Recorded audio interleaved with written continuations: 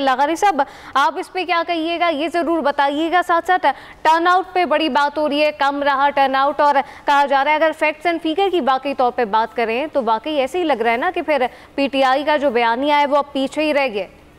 पहली बात ये है कि हम ओवर स्टेटमेंट नहीं करना चाहते हैं, ना करना चाहिए। मेरा हमेशा ये मौक़िफ़ रहा है कि बंदा पॉपुलर नहीं है, बंदे के अंदर पॉपुलरिटी की हवा भरी गई है गुब्बारे के अंदर, और भरने वाले जो थे अब वो तक चुके हैं और उन्होंने नताइज भी देख लिए हैं।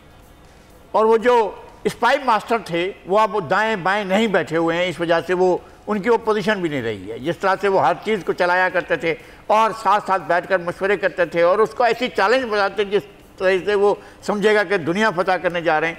2021 में क्या सूरत हाल थी, वो सारे इलेक्शन हारे थे। 2022 के शुरू में लोग झोलियाँ फैलाकर दुआएं कर रहे थे कि जनाब इससे जान छूटे।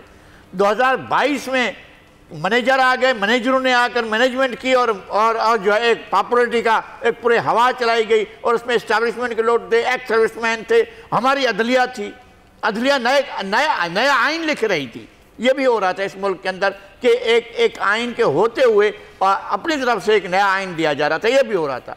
अब सारी बादल छट चुके हैं और किसी ने नहीं कहा है, पाकिस्तान मुस्लिम लीग नून कहीं भी रिकॉर्ड पर नहीं है कि मुझे कोई ब्लैकमेल कर रहा है, एमकेएम ब्लैकमेल कर रही है या पीपल्स पार्टी ब्लैकमेल कर रही है, किसी ने ये नहीं कहा है।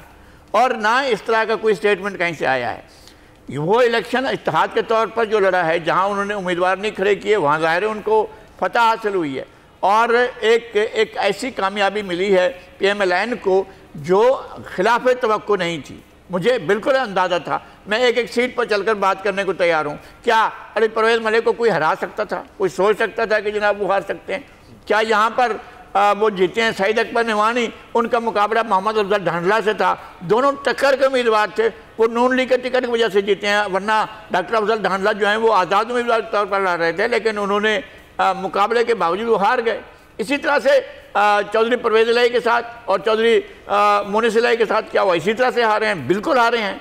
उनके हार में कोई वो नहीं है, शक ही नहीं है। असल में हम परसेप्शन से नहीं बना सकते ना, जो हकीकतें हैं वो हकीकतें हैं, वो ग्राउंड पर मौजूद हैं। बंदा ये है कि इसने कौन सा आसमान से तारे तोड़ कर लाया था कि लोग इनकी मोहब्बत में मुब्तला हो गए थे।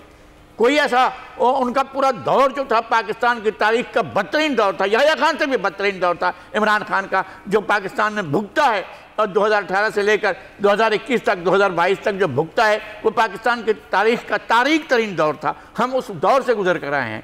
अब सूरत हाल बदल रही है, चीज़ें ठीक हो रही हैं, और एक्शन के बाद रिएक्शन भी हुआ और उसके बाद सेंसिस की तरफ चीज़ें जा रही हैं, अब बेहतरी की तरफ चीज़ें जा रही हैं। इसी तरह से नतीजे जो ही होने थे और ये खिलाफ तवक्को नहीं थे। सब्सक्राइब करें और बेल दबाएं ताकि कोई खबर रह न जाए।